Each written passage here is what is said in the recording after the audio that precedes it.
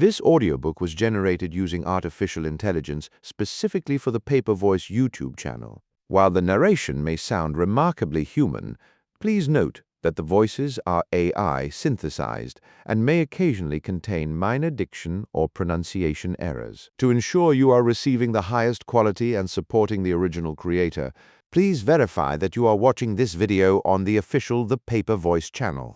Title of the book: A Scandal in Bohemia. To Sherlock Holmes, she is always the woman. I have seldom heard him mention her under any other name. In his eyes, she eclipses and predominates the whole of her sex. It was not that he felt any emotion akin to love for Irene Adler. All emotions, and that one particularly, were abhorrent to his cold, precise, but admirably balanced mind. He was, I take it, the most perfect reasoning and observing machine that the world has seen, but, as a lover, he would have placed himself in a false position. He never spoke of the softer passions, save with a gibe and a sneer. They were admirable things for the observer, excellent for drawing the veil from men's motives and actions. But for the trained reasoner to admit such intrusions into his own delicate and finely adjusted temperament was to introduce a distracting factor which might throw a doubt upon all his mental results. Grit in a sensitive instrument, or a crack in one of his own high-power lenses, would not be more disturbing than a strong emotion in a nature such as his. And yet there was but one woman to him, and that woman was the late Irene Adler, of dubious and questionable memory. I had seen little of Holmes lately. My marriage had drifted us away from each other. My own complete happiness and the home-centered interests which rise up around the man who first finds himself master of his own establishment were sufficient to absorb all my attention, while Holmes, who loathed every form of society with his whole Bohemian soul, remained in our lodgings in Baker Street, buried among his old books, and alternating from week to week between cocaine and ambition, the drowsiness of the drug, and the fierce energy of his own keen nature. He was still, as ever, deeply attracted by the study of crime, and occupied his immense faculties and extraordinary powers of observation in following out those clues and clearing up those mysteries which had been abandoned as hopeless by the official police. From time to time I heard some vague account of his doings, of his summons to Odessa in the case of the Trepoff murder, of his clearing up of the singular tragedy of the Atkinson brothers at Trincomalee, and finally of the mission which he had accomplished so delicately and successfully for the reigning family of Holland. Beyond these signs of his activity, however, which I merely shared with all the readers of the daily press, I knew little of my former friend and companion. One night, it was on the 20th of March, 1888, I was returning from a journey to a patient, for I had now returned to civil practice, when my way led me through Baker Street. As I passed the well-remembered door which must always be associated in my mind with my wooing, and with the dark incidents of the study in scarlet, I was seized with a keen desire to see Holmes again, and to know how he was employing his extraordinary powers. His rooms were brilliantly lit, and, even as I looked up, I saw his tall, spare figure pass twice in a dark silhouette against the blind. He was pacing the room swiftly, eagerly, with his head sunk upon his chest, and his hands clasped behind him. To me, who knew his every mood and habit, his attitude and manner told their own story. He was at work again. He had risen out of his drug-created dreams, and was hot upon the scent of some new problem. I rang the bell, and was shown up to the chamber, which had formerly been in part my own. His manner was not effusive. It seldom was, but he was glad, I think, to see me. With hardly a word spoken, but with a kindly eye, he waved me to an armchair, threw across his case of cigars, and indicated a spirit case and a gasogene in the corner. Then he stood before the fire, and looked me over in his singular introspective fashion. "Wedlock suits you," he remarked. "I think, Watson, that you have put on 7.5 pounds since I saw you." "7," I answered. "Indeed, I should have thought a little more." "Just a trifle more, I fancy." "Watson, and in practice again, I observe, you did not tell me that you intended to go into harness. Then, how do you know?" "I see it. I deduce it. How do I know that you have been getting yourself very wet lately, and that you have a most clumsy and careless servant girl?" "My dear Holmes," said I, This is too much. You would certainly have been burned had you lived a few centuries ago. It is true that I had a country walk on Thursday and came home in a dreadful mess, but as I have changed my clothes, I can't imagine how you deduced it. As to Mary Jane, she is incorrigible, and my wife has given her notice. But there again, I fail to see how you work it out." He chuckled to himself and rubbed his long, nervous hands together. "It is simplicity itself," said he. "My eyes tell me that on the inside of your left shoe, just where the firelight strikes it, the leather is scored by 6 almost parallel cuts. Obviously, they have been caused by someone who has very carelessly scraped round the edges of the sole in order to remove crusted mud from it. Hence, you see, my double deduction that you had been out in vile weather, and that you had a particularly malignant boot-slitting specimen of the London slavey. As to your practice, if a gentleman walks into my rooms smelling of iodoform, with a black mark of nitrate of silver upon his right forefinger and a bulge on the side of his top hat to show where he has secreted his stethoscope, I must be dull indeed if I do not pronounce him to be an active member of the medical profession." I could not help laughing at the ease with which he explained his process of deduction. "When I hear you give your reasons," I remarked, "the thing always appears to me to be so ridiculously simple that I could easily do it myself, though at each successive instance of your reasoning I am baffled, until you explain your process. And yet I believe that my eyes are as good as yours." "Quite so," he answered, lighting a cigarette and throwing himself down into an armchair. "You see, but you do not observe. The distinction is clear. For example, you have frequently seen the steps which lead up from the hall to this room. Frequently. How often? Well, some hundreds of times. Then how many are there?" "How many?" "I don't know." "Quite so. You have not observed. And yet you have seen. That is just my point. Now I know that there are 17 steps, because I have both seen and observed. By the way, since you are interested in these little problems, and since you are good enough to chronicle 1 or 2 of my trifling experiences, you may be interested in this." He threw over a sheet of thick pink-tinted notepaper, which had been lying open upon the table. "It came by the last post," said he. "Read it aloud."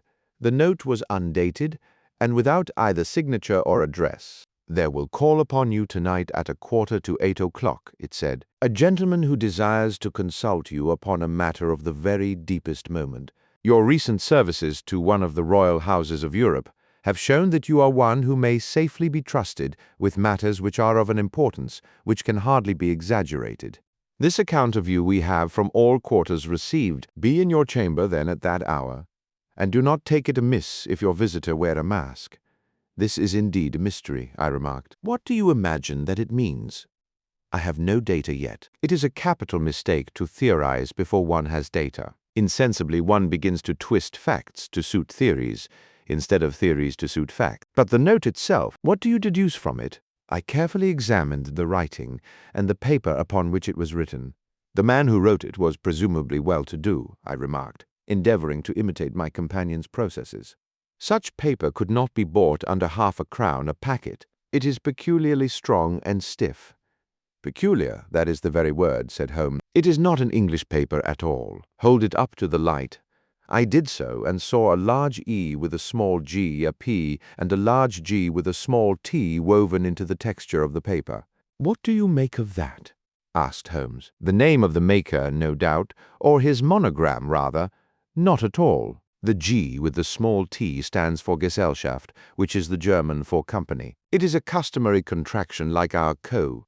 Of course, stands for papier. Now for the E.G. Let us glance at our Continental Gazetteer." He took down a heavy brown volume from his shelves. Eglonitz. "Here we are, Egria. It is in a German-speaking country in Bohemia, not far from Carlsbad. Remarkable as being the scene of the death of Wallenstein, and for its numerous glass factories and paper mills. Ha ha. My boy, what do you make of that?" His eyes sparkled, and he sent up a great blue triumphant cloud from his cigarette. "The paper was made in Bohemia," I said. "Precisely. And the man who wrote the note is a German. Do you note the peculiar construction of the sentence? 'This account of you we have from all quarters received.' A Frenchman or Russian could not have written that. It is the German who is so uncourteous to his verbs. It only remains, therefore, to discover what is wanted by this German who writes upon Bohemian paper and prefers wearing a mask to showing his face. And here he comes, if I'm not mistaken, to resolve all our doubts." As he spoke, there was the sharp sound of horses' hoofs and grating wheels against the curb, followed by a sharp pull at the bell. Holmes whistled. "A pair by the sound," said he. "Yes," he continued, glancing out of the window. "A nice little brougham and a pair of beauties. 150 guineas apiece. There's money in this case, Watson. If there is nothing else, I think that I had better go, Holmes." "Not a bit, Doctor. Stay where you are. I'm lost without my Boswell, and this promises to be interesting. It would be a pity to miss it. But your client, never mind him. I may want your help, and so may he. Here he comes. Sit down in that armchair, Doctor, and give us your best attention." A slow and heavy step, which had been heard upon the stairs and in the passage, paused immediately outside the door. Then there was a loud and authoritative tap.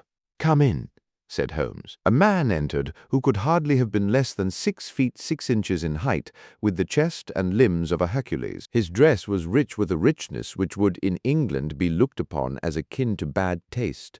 Heavy bands of astrakhan were slashed across the sleeves and fronts of his double-breasted coat, while the deep blue cloak, which was thrown over his shoulders, was lined with flame-colored silk, and secured at the neck with a brooch which consisted of a single flaming beryl. Boots, which extended halfway up his calves and which were trimmed at the tops with a rich brown fur, completed the impression of barbaric opulence which was suggested by his whole appearance. He carried a broad-brimmed hat in his hand, while he wore across the upper part of his face, extending down past the cheekbones, a black visored mask which he had apparently adjusted that very moment, for his hand was still raised to it as he entered. From the lower part of the face he appeared to be a man of strong character, with a thick, hanging lip and a long, straight chin, suggestive of resolution pushed to the length of obstinacy.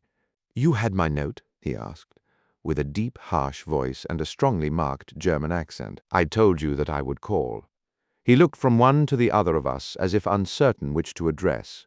"Pray take a seat," said Holmes. "This is my friend and colleague, Dr. Watson, who is occasionally good enough to help me in my cases. Whom have I the honor to address?" "You may address me as the Count von Kram, a Bohemian nobleman. I understand that this gentleman, your friend, is a man of honor and discretion, whom I may trust with a matter of the most extreme importance. If not, I should much prefer to communicate with you alone." I rose to go, but Holmes caught me by the wrist and pushed me back into my chair. "It is both or none," said he. "You may say before this gentleman anything which you may say to me." The Count shrugged his broad shoulders. "Then I must begin," said he, "by binding you both to absolute secrecy for 2 years. At the end of that time the matter will be of no importance. At present it is not too much to say that it is of such weight that it may have an influence upon European history."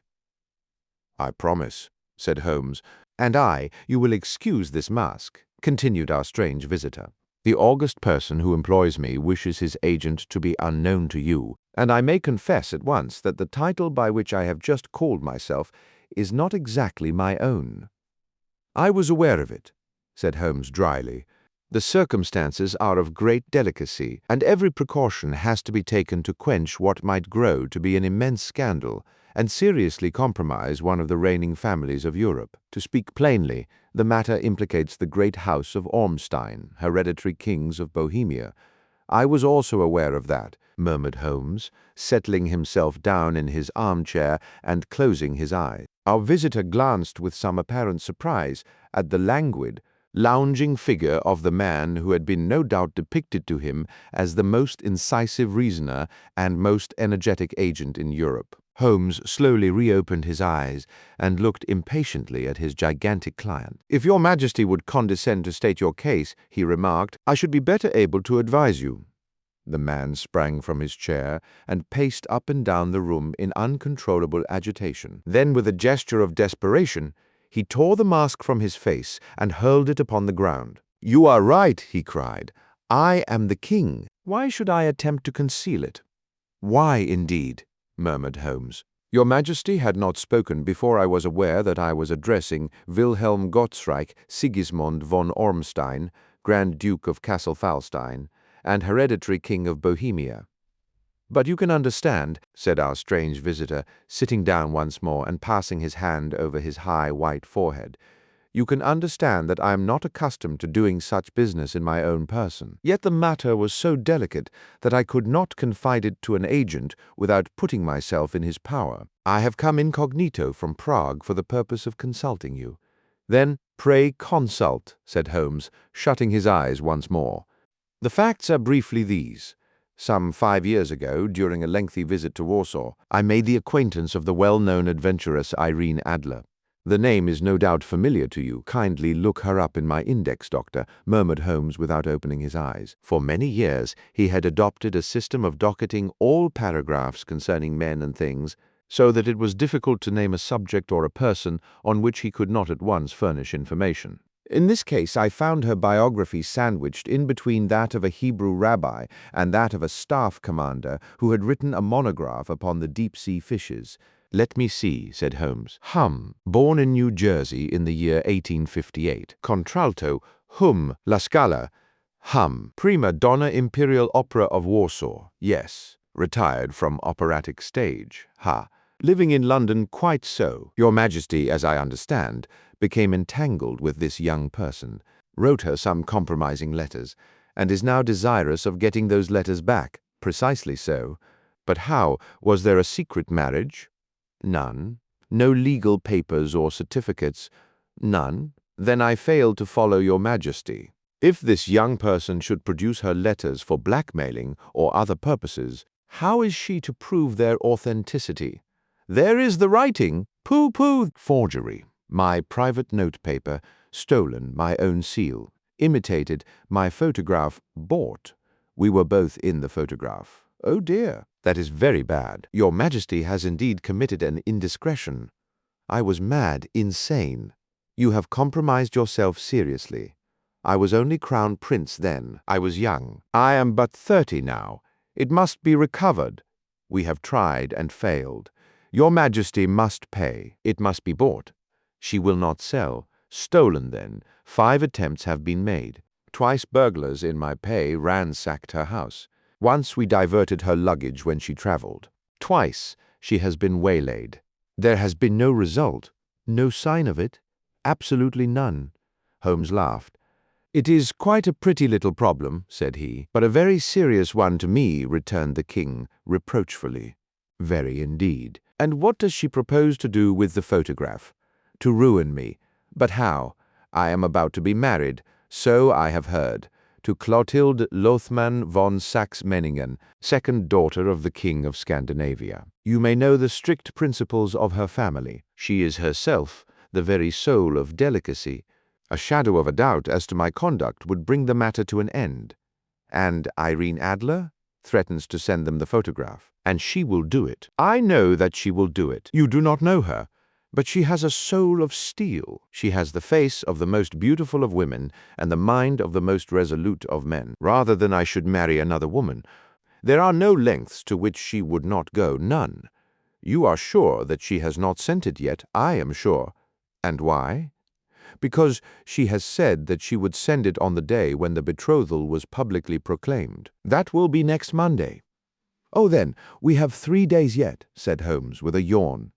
That is very fortunate, as I have 1 or 2 matters of importance to look into just at present. Your Majesty will of course stay in London for the present? Certainly. You will find me at the Langham, under the name of the Count von Cram. Then I shall drop you a line to let you know how we progress. Pray do so. I shall be all anxiety. Then, as to money? You have carte blanche. Absolutely. I tell you that I would give 1 of the provinces of my kingdom to have that photograph.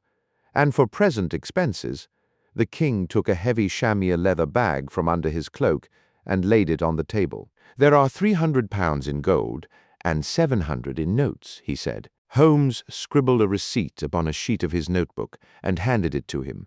And Mademoiselle's address, he asked, is Bryony Lodge, Serpentine Avenue, St. John's Wood. Holmes took a note of it. "One other question," said he. "Was the photograph a cabinet?" "It was." "Then, good night, Your Majesty, and I trust that we shall soon have some good news for you." "And good night, Watson," he added, as the wheels of the royal brougham rolled down the street. "If you will be good enough to call tomorrow afternoon, at 3 o'clock, I should like to chat this little matter over with you." At 3 o'clock precisely I was at Baker Street, but Holmes had not yet returned. The landlady informed me that he had left the house shortly after 8 o'clock in the morning.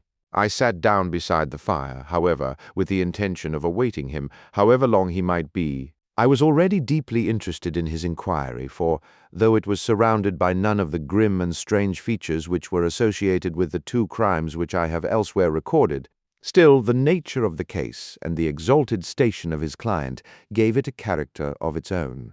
Indeed, apart from the nature of the investigation which my friend had on hand, there was something in his masterly grasp of a situation and his keen, incisive reasoning which made it a pleasure to me to study his system of work and to follow the quick, subtle methods by which he disentangled the most inextricable mysteries. So accustomed was I to his invariable success that the very possibility of his failing had ceased to enter into my head. It was close upon 4 before the door opened, and a drunken-looking groom, still-kempt and side-whiskered, with an inflamed face and disreputable clothes, walked into the room. Accustomed as I was to my friend's amazing powers in the use of disguises, I had to look 3 times before I was certain that it was indeed he. With a nod he vanished into the bedroom, whence he emerged in 5 minutes tweed, suited and respectable as of old.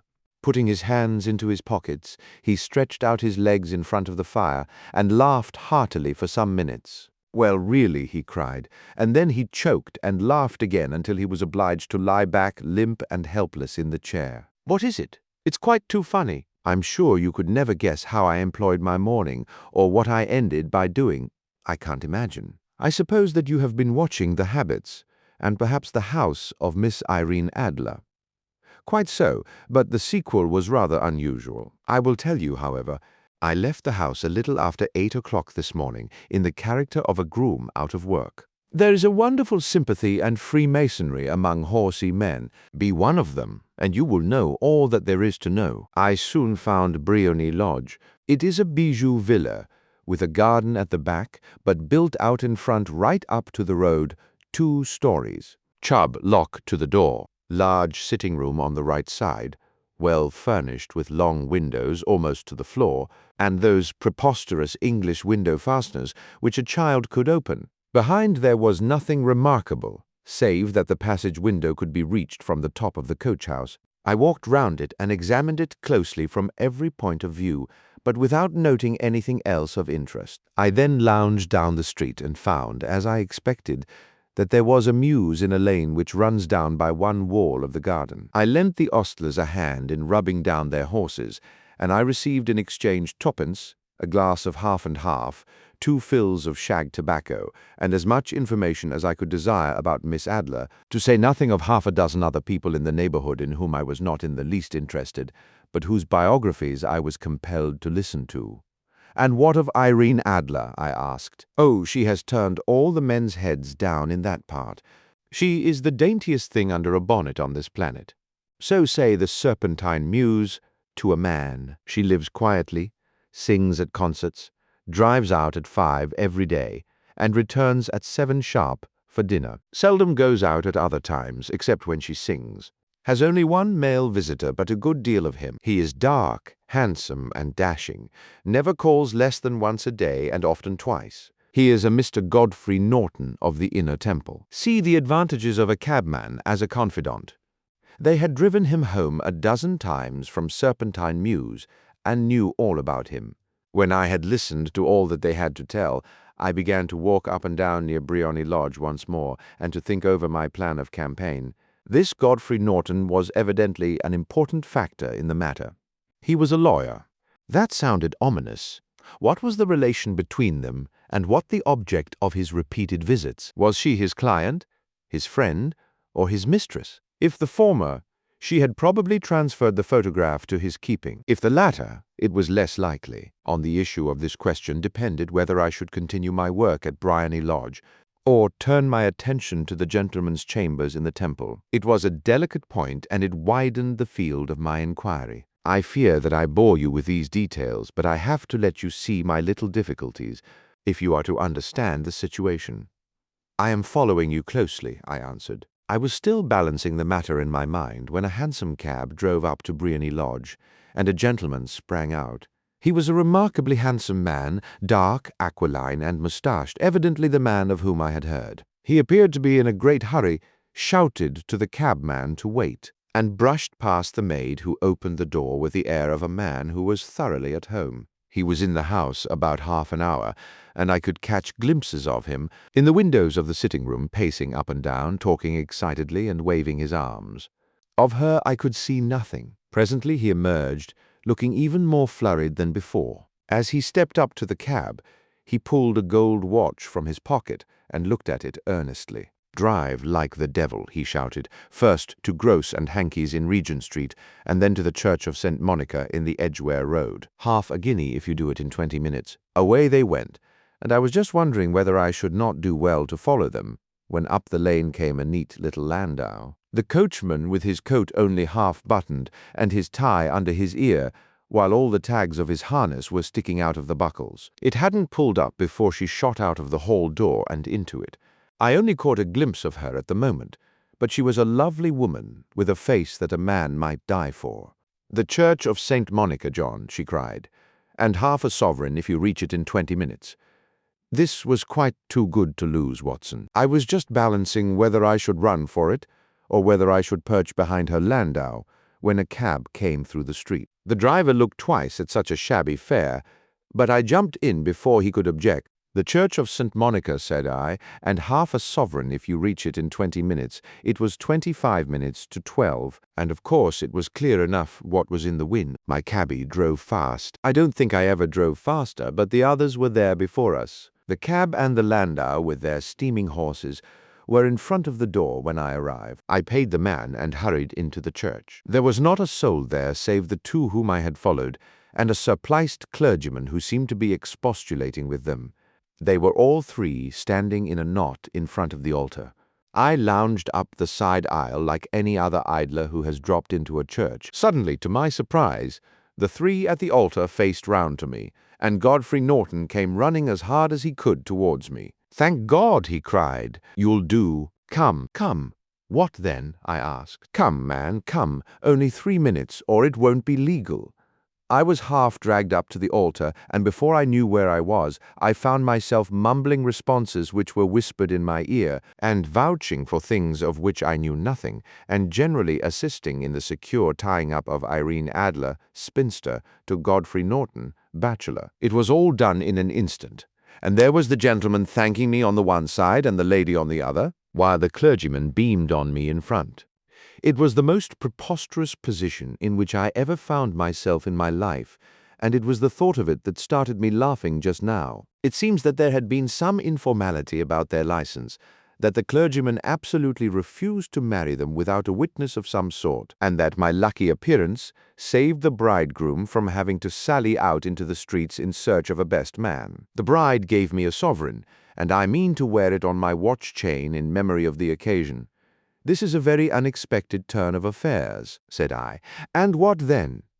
"Well, I found my plans very seriously menaced. It looked as if the pair might take an immediate departure, and so necessitate very prompt and energetic measures on my part. At the church door, however, they separated, he driving back to the temple, and she to her own house. I shall drive out in the park at 5, as usual," she said as she left him. I heard no more. They drove away in different directions, and I went off to make my own arrangements, "which are some cold beef and a glass of beer," he answered, ringing the bell. "I have been too busy to think of food, and I am likely to be busier still this evening. By the way, Doctor, I shall want your cooperation. I shall be delighted. You don't mind breaking the law?" "Not in the least. Nor running a chance of arrest?" "Not in a good cause." "Oh, the cause is excellent." "Then I am your man. I was sure that I might rely on you. But what is it you wish? When Mrs. Turner has brought in the tray, I will make it clear to you." "Now," he said, as he turned hungrily on the simple fare that our landlady had provided, I must discuss it while I eat, for I have not much time. It is nearly 5 now. In 2 hours we must be on the scene of action. Miss Irene, or Madame rather, returns from her drive at 7. We must be at Briony Lodge to meet her. And what then? You must leave that to me. I have already arranged what is to occur. There is only one point on which I must insist. You must not interfere, come what may. You understand? I am to be neutral, to do nothing whatever. There will probably be some small unpleasantness. Do not join in it. It will end in my being conveyed into the house. 4 or 5 minutes afterwards, the sitting-room window will open. You are to station yourself close to that open window. Yes, you are to watch me, for I will be visible to you. Yes, and when I raise my hand, so you will throw into the room what I give you to throw, and will at the same time raise the cry of fire. You quite follow me? Entirely. It is nothing very formidable, he said, taking a long cigar-shaped roll from his pocket. It is an ordinary plumber's smoke rocket, fitted with a cap at either end to make it self-lighting. Your task is confined to that. When you raise your cry of fire, it will be taken up by quite a number of people. You may then walk to the end of the street, and I will rejoin you in 10 minutes. I hope that I have made myself clear. I am to remain neutral, to get near the window, to watch you, and, at the signal, to throw in this object, then to raise the cry of fire, and to await you at the corner of the street. Precisely. Then you may entirely rely on me. That is excellent. I think perhaps it is almost time that I prepared for the new role I have to play. He disappeared into his bedroom, and returned in a few minutes in the character of an amiable and simple-minded nonconformist clergyman. His broad black hat, his baggy trousers, his white tie, his sympathetic smile, and general look of peering and benevolent curiosity were such as Mr. John Hare alone could have equalled.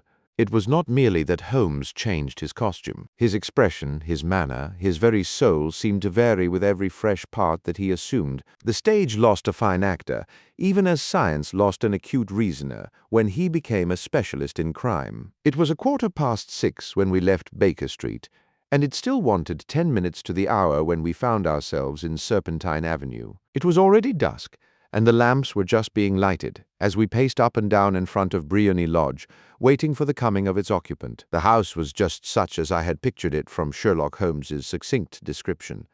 But the locality appeared to be less private than I expected. On the contrary, for a small street in a quiet neighborhood, it was remarkably animated. There was a group of shabbily dressed men smoking and laughing in a corner, a scissors grinder with his wheel, 2 guardsmen who were flirting with a nurse girl, and several well-dressed young men who were lounging up and down with cigars in their mouths. "You see," remarked Holmes, as we paced to and fro in front of the house, "this marriage rather simplifies matters. The photograph becomes a double-edged weapon now. The chances are that she would be as averse to its being seen by Mr. Godfrey Norton as our client is to its coming to the eyes of his princess. Now the question is, where are we to find the photograph?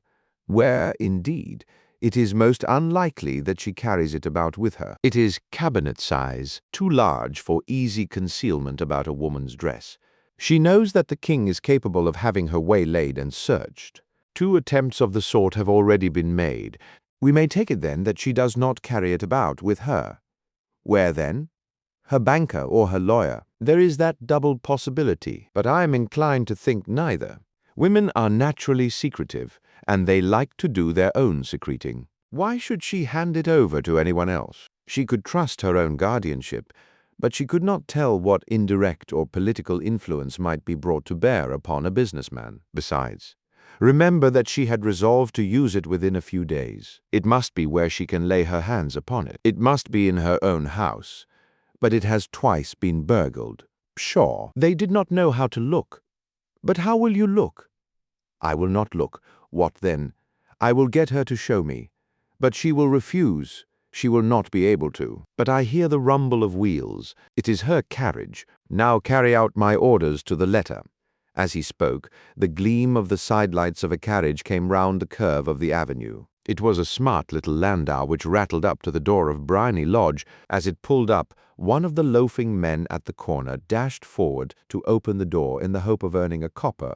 but was elbowed away by another loafer who had rushed up with the same intention. A fierce quarrel broke out, which was increased by the two guardsmen who took sides with one of the loungers, and by the scissors grinder, who was equally hot upon the other side. A blow was struck, and in an instant the lady, who had stepped from her carriage, was the center of a little knot of flushed and struggling men who struck savagely at each other with their fists and sticks. Holmes dashed into the crowd to protect the lady, but just as he reached her, he gave a cry and dropped to the ground with the blood running freely down his face. At his fall, the guardsmen took to their heels in one direction and the loungers in the other, while a number of better-dressed people who had watched the scuffle without taking part in it crowded in to help the lady and to attend to the injured man. Irene Adler, as I will still call her, had hurried up the steps, but she stood at the top with her superb figure outlined against the lights of the hall, looking back into the street. "Is the poor gentleman much hurt?"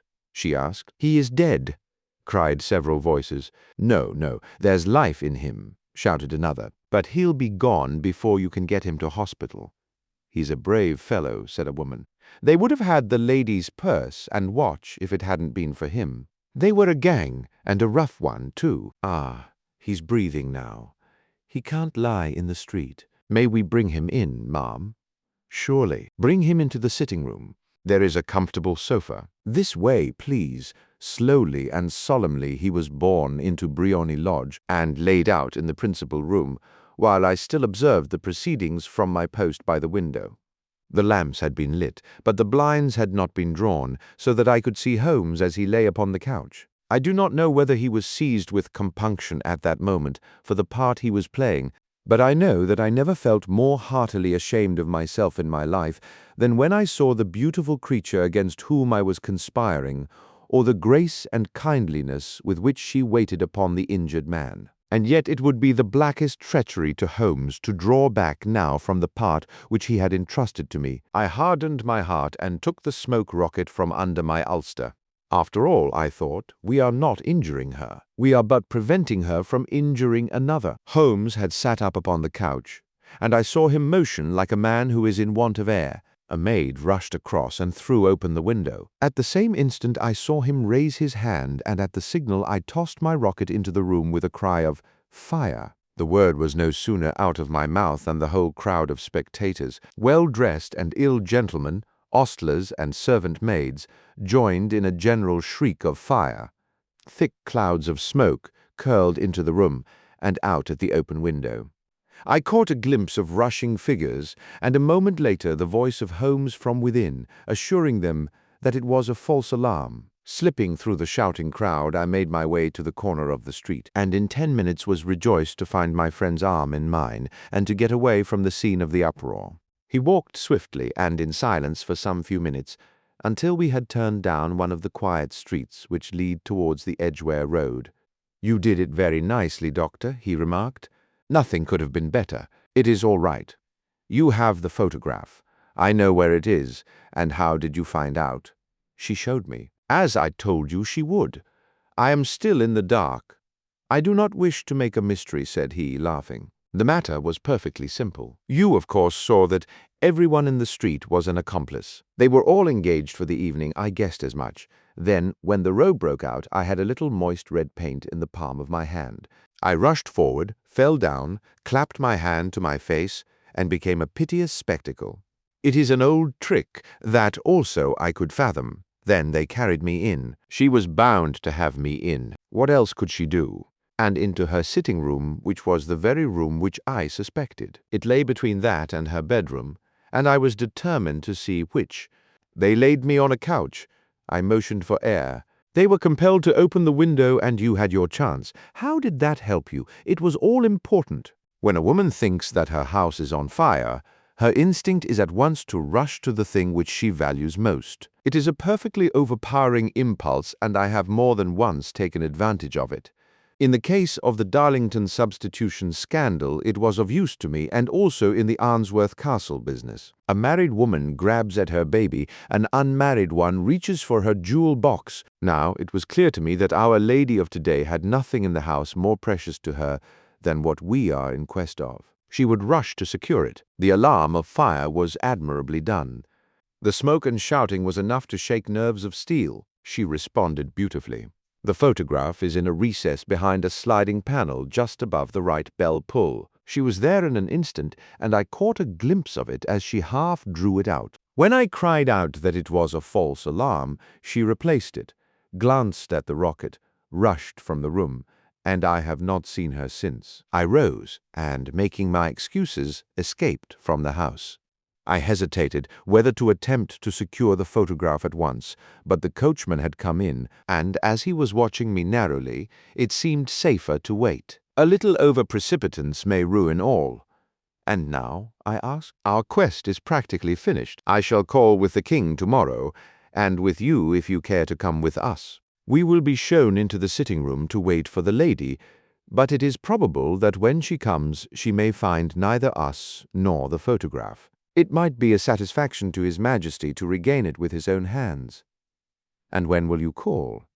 At 8 in the morning. She will not be up, so that we shall have a clear field. Besides, we must be prompt, for this marriage may mean a complete change in her life and habits. I must wire to the king without delay. We had reached Baker Street and had stopped at the door. He was searching his pockets for the key when someone passing said, "Good night, Mr. Sherlock Holmes." There were several people on the pavement at the time, but the greeting appeared to come from a slim youth in an ulster who had hurried by. "I've heard that voice before," said Holmes, staring down the dimly lit street. "Now, I wonder who the deuce that could have been. I slept at Baker Street that night, and we were engaged upon our toast and coffee when the King of Bohemia rushed into the room. 'You have really got it,' he cried, grasping Sherlock Holmes by either shoulder and looking eagerly into his face. 'Not yet, but you have hopes. I have hopes. Then, come, I am all impatience to be gone. We must have a cab.' 'No, my brougham is waiting.' 'Then that will simplify matters.' We descended and started off once more for Briony Lodge. 'Irene Adler is married,' remarked Holmes. 'Married? When?' 'Yesterday.' 'But to whom?' 'To an English lawyer named Norton. But she could not love him. I am in hopes that she does. And why in hopes? Because it would spare your Majesty all fear of future annoyance. If the lady loves her husband, she does not love your Majesty. If she does not love your Majesty, there is no reason why she should interfere with your Majesty's plan. It is true, and yet, well, I wish she had been of my own station. What a queen she would have made.'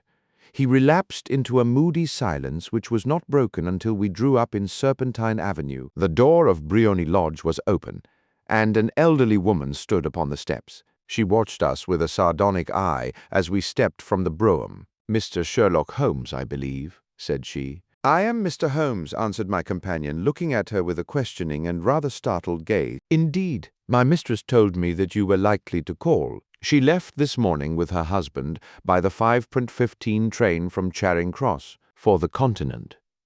'What?' Sherlock Holmes staggered back, white with chagrin and surprise. 'Do you mean that she has left England, never to return? And the papers?' asked the king hoarsely. 'All is lost. We shall see.'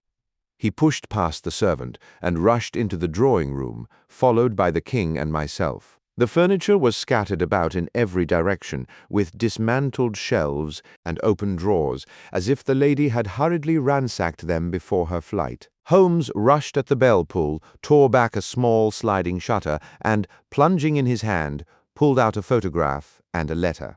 The photograph was of Irene Adler herself in evening dress. The letter was superscribed to Sherlock Holmes, Esquire, to be left till called for. My friend tore it open, and we all three read it together. It was dated at midnight of the preceding night, and ran in this way: 'My dear Mr. Sherlock Holmes, you really did it very well. You took me in completely. Until after the alarm of fire, I had not a suspicion. But then, when I found how I had betrayed myself, I began to think. I had been warned against you months ago. I had been told that if the king employed an agent, it would certainly be you, and your address had been given me. Yet with all this, you made me reveal what you wanted to know.